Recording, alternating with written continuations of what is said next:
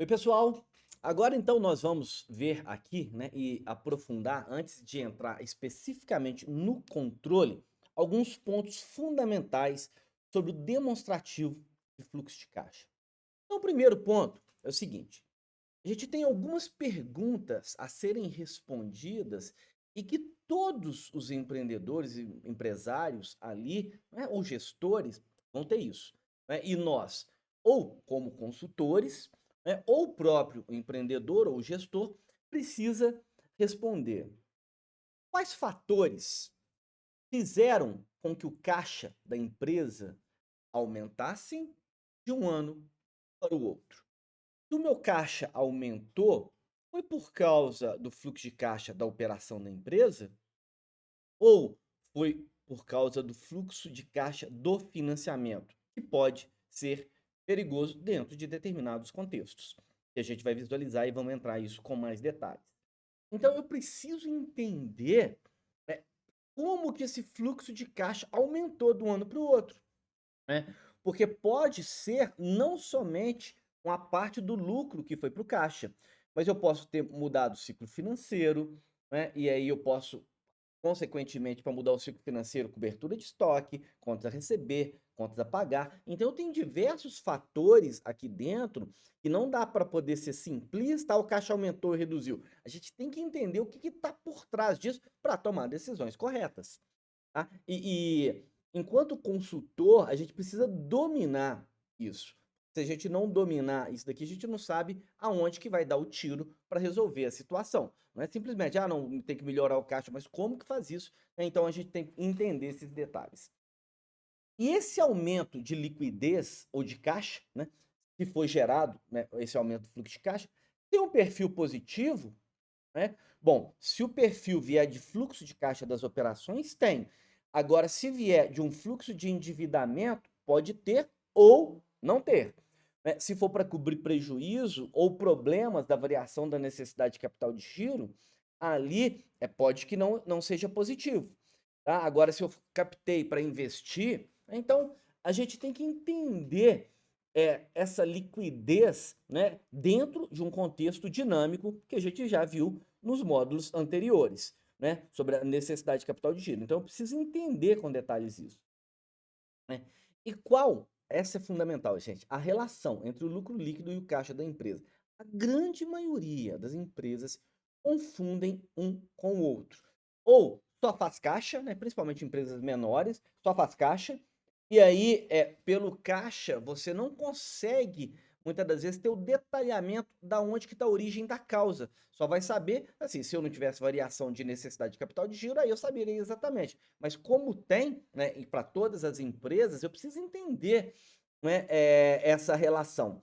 E aí a gente vai ver essa relação aqui, no direto, uma parte, e no próximo módulo, no fluxo de caixa indireto, onde que a gente vai saber exatamente como calcular essa relação de uma forma bem estruturada, tá bom? Então, são grandes perguntas que você tem que dominar para poder fazer o quê? Ajudar a empresa a melhorar o perfil de liquidez e de caixa. Bom, agora com relação a isso, né, para poder a gente começar a avançar, existem somente três atividades que podem gerar ou consumir o caixa da empresa. Então, são três grandes atividades para a gente ordenar de uma forma lógica as três grandes atividades. A primeira são as atividades operacionais, que é relacionado ao core business da empresa, ao negócio da empresa. O que que ela faz? Então, receita de produtos ou de serviços, pagamento de aluguel, pagamento de imposto, né, pagamento de funcionários. Então, tudo que é entrada e saída de caixa relacionado à operação da empresa é operacional. Luiz, pagamento de empréstimo não tem nada de operação, né? Pagamento de empréstimo não é atividade operacional. Ah, eu vou investir na compra de um veículo. Não é atividade operacional, é atividade de investimento nesse caso. Então, atividade operacional é somente aquilo que diz respeito à operação. E é importante separar isso, porque o X da questão é ter uma atividade operacional que gere um fluxo de caixa positivo, porque essa é a única coisa que sustenta a empresa a longo prazo. Se a empresa não tiver um fluxo de caixa operacional positivo ao longo do tempo, ela vai simplesmente ruir, tá? Então, esse é um grande ponto. E gravem isso. A empresa não sustenta por muito tempo fluxos de caixa operacionais negativos, tá? Então, e a gente vai visualizar isso, tá? Aqui eu estou dando a conceituação para a gente entrar efetivamente depois nas planilhas, né? Para poder ver isso na prática ali, tá? Mas eu preciso dar essa fundamentação teórica. E o fluxo de caixa das atividades operacionais nós chamamos de fluxo de caixa operacional, ou FCO. Então, fluxo de caixa operacional, FCO. Então aqui, gente, vocês já devem ter escutado falar, ou se não, aqui agora, a EBITDA é geração operacional de caixa. EBITDA é medida econômica, não é medida de caixa, tá? Então, muita gente, por não conhecer, EBITDA é por regime de competência, não é regime de caixa, tá? Então, o EBITDA é geração operacional de caixa. É geração operacional de caixa, ou seja, ele tem um potencial de gerar caixa operacional, né? Ele tem um potencial, porque ele pode ser consumido pela variação da NCG e tem ali imposto de renda ainda a pagar e tudo isso. Então, só não confunda que EBITDA é medida econômica pelo regime de competência. Aqui a gente está falando de caixa, tá? Então não confunda essas duas coisas. Bom, então a gente tem as atividades operacionais, mas eu tenho também as atividades de investimento, ou seja, a empresa para poder expandir, né, provavelmente ela tem que investir em imobilizado, investir em intangíveis, em outras coisas, que é criar a estrutura para ela operar, né? Então, quando compra de veículos, equipamentos, máquinas, isso são investimentos. Qual que é a diferenciação entre investimento e operacional?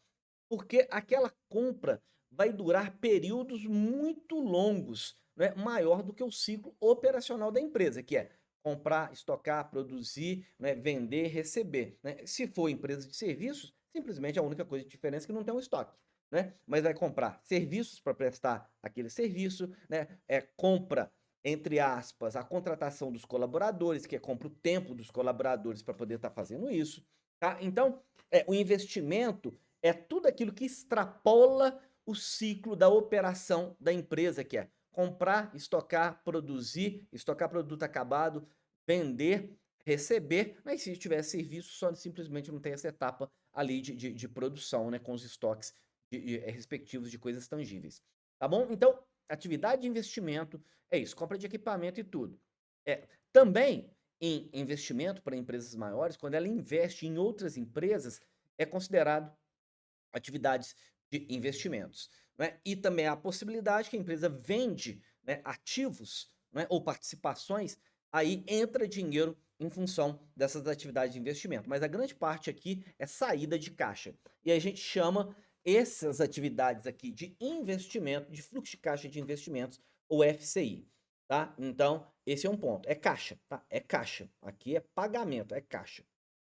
Bom, então, se a empresa tem que operar, ela precisa investir para ampliar a sua capacidade, né, renovar a tecnologia, tudo isso para se tornar cada vez mais competitiva, muitas das vezes ela tem que financiar para acelerar esse crescimento. Como ela não vai ter recursos próprios, sempre dependendo do nível que ela dá de velocidade para poder crescer, para, por exemplo, aproveitar as oportunidades, ela vai financiar, fazer um financiamento, né, para fazer essa expansão, tá? Então, essa é uma forma de financiar. A outra forma é financiar a necessidade de capital de giro, né? Se a empresa ainda não fez o caixa suficiente para aquela variação da necessidade de capital de giro que a gente, né, visualizou no módulo lá de necessidade de capital de giro, né, da administração do capital de giro, né, e aqui, se ela não se ela não financiou ainda, mas ela não pode se financiar constantemente, porque senão vai ter problemas, né? Então, e essa atividade de financiamento, juros, tá? Juros, contabilmente, ele entra como atividade operacional, né? Mas, fundamentalmente, ele é uma atividade de financiamento, porque se você não financiasse a empresa, com aquele recurso, né, externo, você não teria esses juros, tá? Então, de uma forma gerencial, eu considero juros como atividade de financiamento. Por quê? Luiz, mas contabilmente é considerado atividade operacional. Só que é o seguinte, vamos supor uma venda de uma empresa, né? Vamos supor que a empresa está endividada, né? Ali tem uma dívida normal, endividado no sentido, não precisa ser sentido negativo, mas ela tem uma dívida e vendeu essa empresa para a operação de outra empresa. A outra empresa que comprou, pode ser que ela tenha recursos para poder colocar e acabar esse endividamento. Então, a hora que a empresa compra, a outra empresa compra e acaba o endividamento ali, não vai ter mais esses juros, né? Então, ou seja, a operação vai ter mudado, porque a outra empresa colocou dinheiro, não vai ter mudado. A operação, se não mexer em nada, mudou os juros. Então, a gente não considera gerencialmente juros como atividade operacional. Contabilmente mas é atividade de financiamento, tá? Gerencialmente. E a gente chama isso daqui de fluxo de caixa de financiamento. Então, são só 3 atividades, né, que a gente separa a operação, né, os investimentos, né, e como que eu vou financiar tudo isso daqui. Seja a própria operação, seja o investimento, como que eu vou financiar isso daqui. E esse financiamento, se for aporte de sócios, é entrada de dinheiro, né, por financiamento. Né? Empréstimo de banco é financiamento. Pagamento de dividendos é atividade de financiamento, que você está pagando como se fosse, entre aspas, os juros para o banco, mas na realidade você está retornando, em termos de dividendos, o lucro gerado pela empresa para os acionistas. Tá? Então, ponha simples nessa cabeça essas 3 grandes atividades que nós vamos detalhar bastante. Então, e quando a gente fala do fluxo de caixa, a soma desses 3 fluxos de caixa vai resultar na variação do caixa do período. Então, se eu tenho um caixa, entrei com um caixa de 100, a hora que eu somei toda entrada e saída de caixa dessas 3 atividades, gerou 150 positivo, o meu saldo final de caixa vai ser 250. Né? Então, se eu tenho 100 de caixa, e a hora que eu somei essas atividades inteiras, ali eu tive menos 50 consumindo de caixa, o meu saldo final de caixa vai ser de R$ 50. Então, a soma desses 3 fluxos vai resultar na variação de caixa do período, dos saldos do período. E explica por que o caixa aumentou ou foi reduzido de um período a outro. E aí você, aqui, se você abre nessas atividades, não mistura, né, alho com bugalho, a gente sabe por onde que veio esse aumento ou esse consumo de caixa. E aí a gente pode tomar decisões bem diferentes.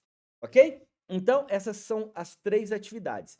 E uma visão sistêmica do fluxo de caixa, que vai envolver essas 3 atividades, é isso. Eu tenho um saldo inicial de caixa, eu vou aumentar ou reduzir o meu caixa em função da operação da empresa, e aí a gente vai ver com mais detalhes, porque esse daqui vai envolver lucro e vai envolver variação de necessidade de capital de giro, né, a hora que a gente detalhar e basicamente mais ali no fluxo de caixa indireto, que é no próximo módulo. Né? Então, o fluxo de caixa operacional, eu tenho mais ou menos fluxo de caixa de investimentos, mais ou menos o fluxo de caixa de financiamento, né? E eu tenho, então, o saldo final de caixa. Essa é a visão inteira da empresa, não é? Que vai envolver o lucro líquido, vai estar aqui, você vai visualizar que ele vai estar uma parte aqui, né, e uma parte até aqui em termos de depreciação. Mas essa daqui é a visão que você tem que ter da empresa. Aqui. Luiz, então, se eu tiver essa visão, eu vou ter visão só de fluxo de caixa, não. Porque no final, né, a gente vai visualizar isso de uma forma muito bem estruturada. Ok?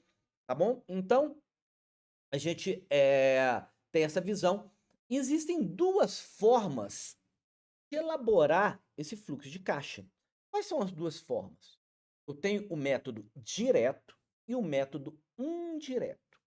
O método direto, jogo o caixa previstos, as entradas previstas e as saídas previstas de forma direta. Não, eu tenho que pagar 10 mil. É direto. Eu fui lá e joguei 10 mil no pagamento.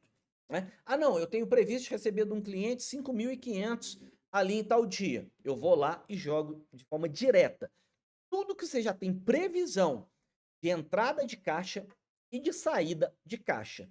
espaçado ou dia a dia, ou semana a semana, ou mês a mês, dependendo da visão que você quer dar. Então, o método direto é basicamente você vai no sistema, né? Ali, depois de estar alimentado e estruturado, o que já tem compromissado, o que ainda é previsão, mas você simplesmente pega a entrada e saída de caixa. Então, esse método ele é muito mais, vamos dizer assim, potente para poder entender coisas mais a curto prazo, né.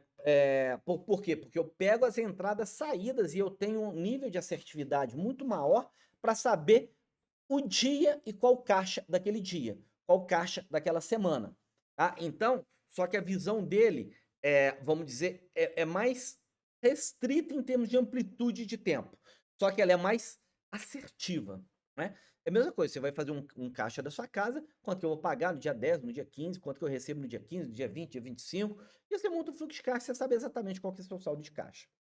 Só que aí existe um outro método, que é o método indireto, que vai ser, o assunto do módulo 7. Então, o método indireto, você calcula o caixa de forma indireta. Como que é calcular o caixa de forma indireta? Que vocês vão ver com mais detalhes, né, no módulo lá, mas eu pego os saldos, né? Ó, se eu tenho um saldo de contas a receber hoje, se eu tenho um outro saldo de contas a receber amanhã, se eu sei a venda, né, eu sei que contas a receber final é igual contas a receber inicial, mais o que eu vendi, menos o que eu recebi.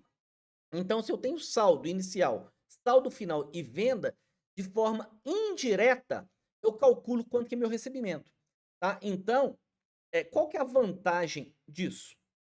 Porque eu não preciso saber exatamente naquele dia quanto que vai entrar de dinheiro, né, eu calculo de forma indireta, né, em função de demonstrativos, né, no balanço, na DRE, ali eu consigo calcular isso de forma indireta. E qual que é o poder disso? Eu consigo ter uma amplitude muito maior de tempo.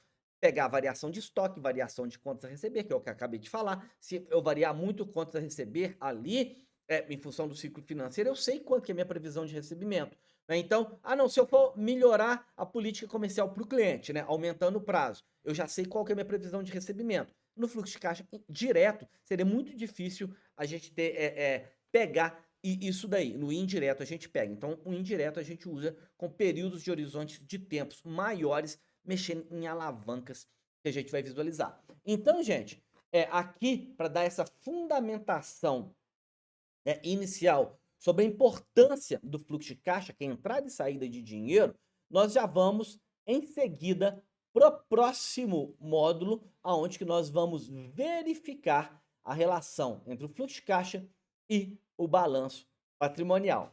É isso aí e até ali no próximo vídeo.